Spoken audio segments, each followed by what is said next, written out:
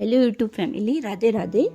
આજે હું તલ રોલ કટ સુખડી બનાવું છું, જે આપણે ગોરના પાયા કર્યા વગરની બનાવવાની છે.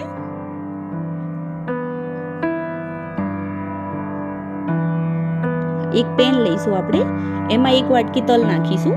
તલને આપણે થોડા શેકવાના છે, 5 મિનિટ સુધી શેકવાના છે એને.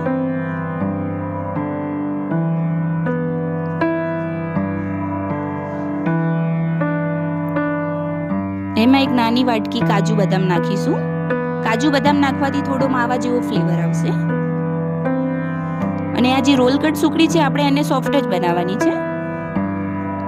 હવે જે તલ ને ડ્રાયફ્રૂટ શેક્યા છે, એને આપણે એક પ્લેટમાં કાઢી દઈશું. એને થોડી વાર આપણે ઠંડા થવા દઈશું. ઠંડા થઈ જાય પછી આપણે એને એક મિક્સર જારમાં લઈને આપણે એને પીસવાનું છે. થોડું અધકચરું પીસવાનું છે, પ્રોપર ઝીણું નથી પીસવાનું.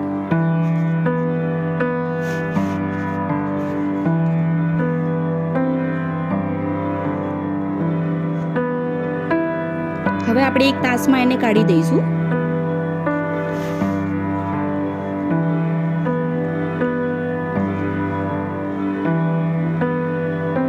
હવે આપણે એમાં ગોળ સમારેલો છે, એ આપણે મિક્સ કરી લેવાનો છે.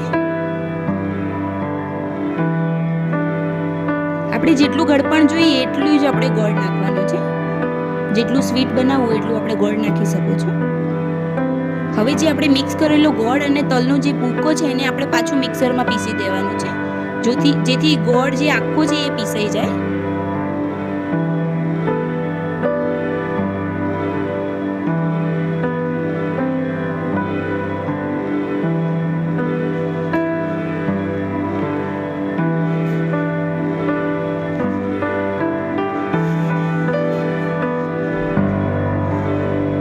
હવે થોડી ઇલાયચી નાખીશું, કોપરાની છીણ નાખીશું. હવે આપણે એક બટર પેપર લઈશું. બટર પેપરમાં થોડું ઘી લગાવી દઈશું, આખા બટર પેપરમાં,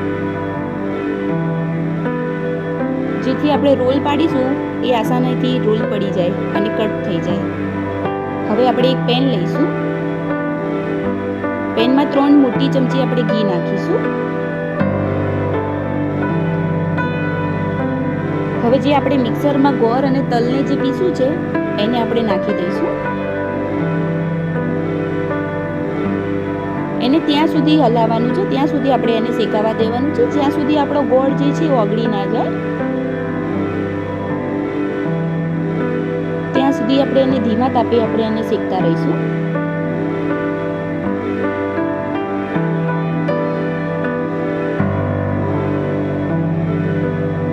જ્યાં સુધી એ થોડું લચકા પડતું ના થઈ જાય, રોલ ના પડે, ત્યાં સુધી આપણે એને શેકીશું.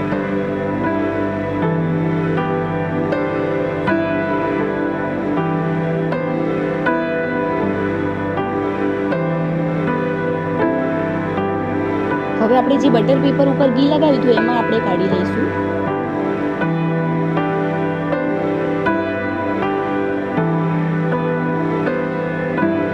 હાથમાં ઘી લગાવીને આપણે એને રોલનો શેપ આપવાનો છે.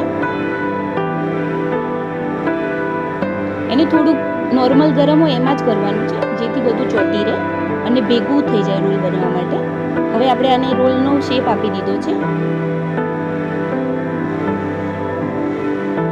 હવે રોલની ઉપર થોડા આખા તલ અને પિસ્તાનો ભૂકો આપણે નાખીને થોડું ડેકોરેટ માટે કરી લઈશું, જેથી રોલ કરી એના રોલની ઉપર ચોંટી જાય એના માટે.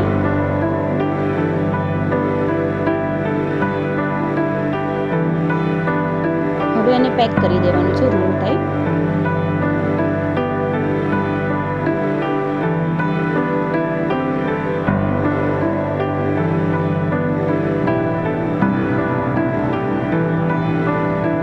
હવે આ જે રોલ પેક કર્યા છે, એને આપણે 30 મિનિટ સુધી એમનું એમ જ રહેવા દેવાનું છે, એને ખોલવાનું નથી. 30 મિનિટ પછી ખોલી દઈશું, એટલે એ જે પ્રોપર એનું ઘી ઠરી જશે અને એક શેપમાં આવી જશે. હવે આપણે એને પીસ પાડી દેવાના છે.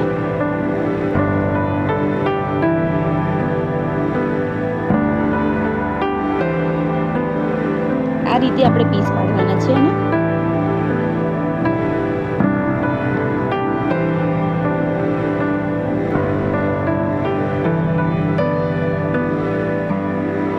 પાડીને આપણે એક ડીશમાં આપણે એને સર્વ કરી દઈશું. પિસ્તાનો ભૂકો નાખીશું ઉપરથી.